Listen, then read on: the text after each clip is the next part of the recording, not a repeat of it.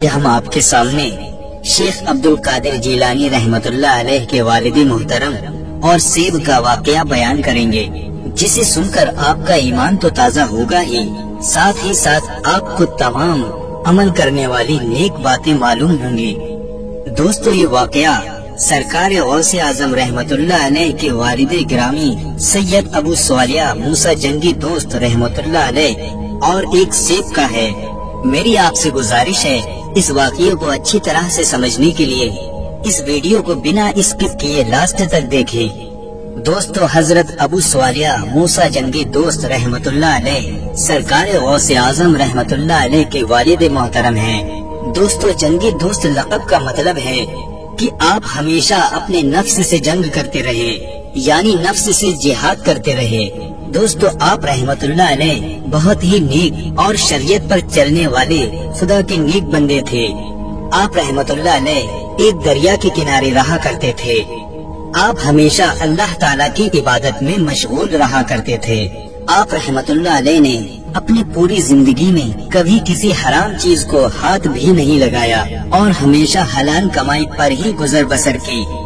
آپ رحمت اللہ علیہ اپنے گاؤں میں محنت مزدوری کرتے اور مزدوری کر کے جو پیسے ملتے اسی سے اپنی گزر بسر کرتے تھے، لیکن کبھی کسی حرام لقمے کو ہاتھ تک نہیں لگایا، ہمیشہ حلال کمائی ہی کھاتے تھے۔ آپ کو محنت کرنے کا بہت شوق تھا اور ساتھ ہی ساتھ اللہ تعالیٰ کی عبادت کرنے کا بھی بے حد شوق تھا۔ آپ زیادہ تر دریا کے کنارے ہی رہا کرتے تھے اور آپ کا یہی روز کا معمول تھا۔ ایک دن اچانک آپ کی طبیعت خراب ہو گئی اور طبیعت اتنی خراب ہو گئی کہ آپ کو بے حد کمزوری محسوس ہونے لگی اور کمزوری کی وجہ سے آپ مزدوری کرنے نہیں جا سکے، لہٰذا آپ کے پاس پیسے بھی ختم ہو گئے، اس لیے ان کے پاس کھانے کے لیے کچھ بھی نہیں بچا۔ دوستو، یہ اللہ کی طرف سے آپ کے لیے ایک امتحان تھا۔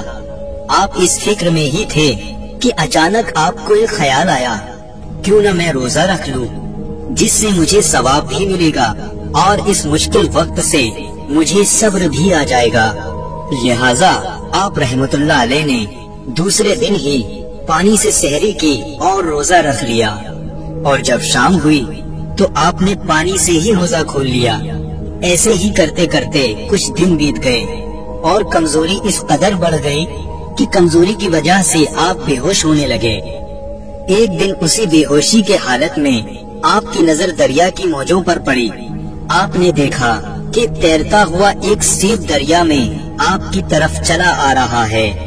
بہتے ہوئے سیب کو اپنی طرف آتا دیکھ کر آپ رحمت اللہ علیہ بہت ہی خوش ہوئے اور آپ کے دل کو تسلی ملی۔ آپ رحمت اللہ علیہ نے اللہ تعالیٰ کا شکر ادا کیا۔ اس دن بھی آپ روزے سے تھے تو آپ نے سوچا کہ آج میں روزہ اسی سیب سے کھولوں گا، اب مجھے قرار مل جائے گا اور چین آ جائے گا، میری بھوک بھی مٹ جائے گی اور میری کمزوری میں کچھ کمی ہوگی۔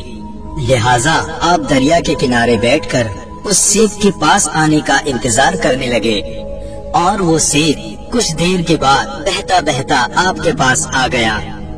آپ نے وہ سیب اٹھا لیا اور روزے کے وقت آپ نے وہ سیب نوش فرما لیا۔ اس سیب کو کھانے کے بعد آپ نے اللہ کا شکر ادا کیا اور آپ کی جان میں جان آ گئی، یعنی آپ کو راحت مل گئی، کیونکہ آپ کئی دنوں سے فاقہ کر رہے تھے۔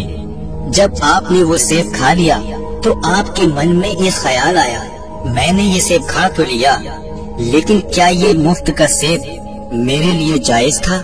میں نے آج تک کوئی بھی ناجائز اور حرام چیز کو نہیں کھایا، لیکن آج جو یہ سیب میں نے کھایا ہے کیا یہ میرے لیے جائز ہوگا؟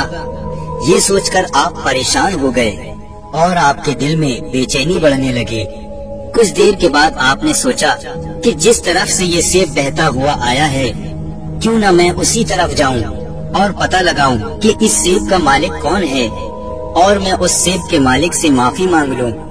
اگر اس مالک نے مجھے معاف کر دیا تو میرے دل کا یہ گناہ دھل جائے گا۔ لہٰذا جس طرف سے دریا میں بہتا ہوا یہ سیب آیا تھا آپ اسی طرف چل دیے۔ آپ کی آنکھوں میں آنسو تھے اور آپ چلتے جا رہے تھے۔ تھوڑی دور چلنے کے بعد آپ کو سیب کا ایک باغ نظر آیا۔ वो बाग दरिया के किनारे ही मौजूद था और एक पेड़ की डाली दरिया के ऊपर लटकी हुई थी जिसमें बेशुमार सेब लदे हुए थे। आपने सोचा हो ना हो ये सेब इसी पेड़ का है, ये सेब इस पेड़ में से टूटकर दरिया में गिर गया होगा और जो बहता हुआ मेरे पास पहुंच गया। जैसे ही आपने उस बाग को देखा, आप उस बाग में दाखिल हो गए। उस बाग में दाखिल होने के बाद आपने देखा एक बुजुर्ग अल्लाह की इबादत में मशगूल हैं। आप वहीं खड़े होकर इंतजार करने लगे। जैसे ही वो बुजुर्ग अपनी इबादत से फारिग हुए, आप बड़े ही अदब से उनके सामने खड़े हो गए और फरमाया, हुजूर, मुझसे एक बहुत बड़ा गुनाह हो गया है, मैं आपका गुनाहगार हूँ, आप मुझे माफ कर दीजिए। उन बुजुर्ग ने कहा, क्या हुआ और मुझसे क्यों माफी मांग रहे हो? आप रहमतुल्लाह अलैह ने फरमाया, हजरत, आपके बाग का एक सेब दरिया में बहता हुआ मुझ तक पहुँच गया और मैंने वो सेब खा लिया, लिहाजा मैं आपसे अपने इस गुनाह की माफी मांगने आया हूँ। अगर आप मुझे माफ कर दें तो मेरे दिल को सुकून मिल जाएगा और मेरे दिल की ये बेचैनी खत्म हो जाएगी, लिहाजा आप मुझे माफ कर दें। जिन बुजुर्ग के बाग का वो सेब था, पहले तो आप मुस्कुराए और फिर कहने लगे, ऐ नौजवान, तुमने बहुत बड़ा गुनाह किया है, ये कोई छोटा मोटा गुनाह नहीं है। तुमने मुझसे पूछे बगैर मेरे बाग का सेब खा लिया, मैं तुम्हें ऐसे ही माफ नहीं करूँगा। तुमने जो गलती की है मैं तुम्हें उसकी सजा दूंगा। इतना सुनकर अबू स्वालिया रहमतुल्लाह अलैह ने फरमाया, हुजूर, आप जो भी सजा देंगे वो मुझे मंजूर है। मैंने गुनाह किया है तो मैं उसकी सजा का हकदार हूँ। आप जो भी सजा देंगे मैं हंसी खुशी उस सजा को कबूल कर लूँगा, बस आप मेरा ये गुनाह माफ कर दें। उन बुजुर्ग ने कहा, ऐ नौजवान, तुम्हारी सजा ये है कि तुम आज से इस बाग की देखभाल करोगे, मेरा कहा मानोगे। तुम्हें रोज इस बाग के फलों को तोड़कर बेचना होगा, लेकिन याद रहे तुम मेरा एक भी सेब नहीं खाओगे। ये सुनकर हजरत अबू स्वालिया रहमतुल्लाह अलैह ने फरमाया, हुजूर, आपकी सजा मुझे मंजूर है, मैं बिल्कुल ऐसा ही करूँगा। इसके बाद आप रहमतुल्लाह अलैह ने अपना मामूल बना लिया और उस बाग की देखभाल करने लगे और फलों को तोड़कर बेचते और अल्लाह ताला की इबादत करते। वो बुजुर्ग आप पर नजर रखते और दूर से आपके सभी कामों को देखते रहते। आपकी हर अदा उन बुजुर्ग को पसंद आती, क्योंकि आप उसूलों के मुताबिक ही काम कर रहे थे। इस तरह से काम करते करते कई साल हो गए।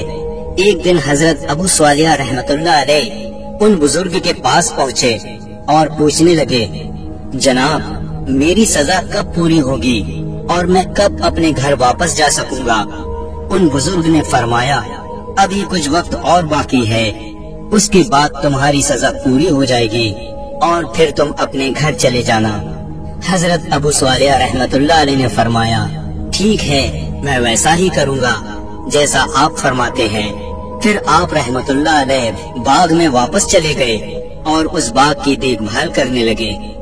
फिर कुछ सालों के बाद आप रहमतुल्लाह अलैह उन बुजुर्ग के पास पहुँचे और पूछने लगे, जनाब, मेरी सजा पूरी हुई कि नहीं? उन बुजुर्ग ने फरमाया, तुम्हारी सजा पूरी हो चुकी है, लेकिन मैं तुम्हें ऐसे ही नहीं जाने दूंगा, मेरी एक शर्त है। आप रहमतुल्लाह अलैह ने पूछा, आपकी क्या शर्त है? उन बुजुर्ग ने कहा, मेरी एक बेटी है जो आंखों से अंधी है, कानों से बहरी है और मुंह से गूंगी है और पैरों से अपाहिज है। वो अब जवान हो चुकी है, तो मेरे दिल का लख्ते जिगर है और मैं उसकी शादी करना चाहता हूँ। उन बुजुर्ग ने फरमाया, तुम्हें मेरी बेटी से निकाह करना होगा, फिर तुम्हारी गलती माफ होगी। हजरत अबू स्वालिया रहमतुल्लाह अलैह ने फरमाया, ठीक है, जो तुम चाहो मैं वैसा ही करूँगा, लेकिन मेरी गलती को माफ कर दो। इसके बाद उन बुजुर्ग ने अपनी बेटी का निकाह हजरत अबू स्वालिया रहमतुल्लाह अलैह से कर दिया और आप रहमतुल्लाह अलैह को वहीं पर रहने के लिए एक कमरा भी दे दिया, ताकि आप अपनी शरीके हयात के साथ वहाँ पर रह सकें। आप दोनों का निकाह हो गया। जब आप रहमतुल्लाह अलैह اپنی شادی کے بعد جب اپنے کمرے میں داخل ہوئے جہاں پر دلہن تھی، آپ رحمت اللہ علیہ نے جیسے ہی دلہن پر نظر ڈالی تو دیکھا کہ وہ بالکل صحیح سلامت تھی، اس کے اندر کوئی عیب نہیں تھا۔ یہ دیکھ کر وہ گھبرا گئے اور سوچنے لگے میری دلہن تو اندھی ہے، پیروں سے اپاہج ہے اور زبان سے گونگی ہے، لیکن یہ تو بہت ہی خوبصورت اور صحیح سلامت ہے، شاید یہ کوئی اور لڑکی ہے جو یہاں پر آ گئی ہے۔ جیسے ہی آپ کو لگا کہ یہ کوئی اور عورت ہے، آپ دوڑتے ہوئے کمرے سے باہر آئے اور ان بزرگ کے پاس پہنچے اور کہنے لگے حضور کمرے میں تو کوئی اور عورت ہے، وہ میری دلہن نہیں ہے۔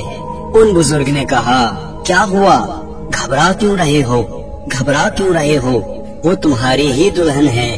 آپ رحمت اللہ علیہ نے کہا جناب پہلے ہی میں ایک سیب کھانے کی سزا بھگت رہا ہوں اور بڑی مشکل سے وہ سزا پوری ہوئی ہے، اب میں کوئی اور گناہ نہیں کرنا چاہتا۔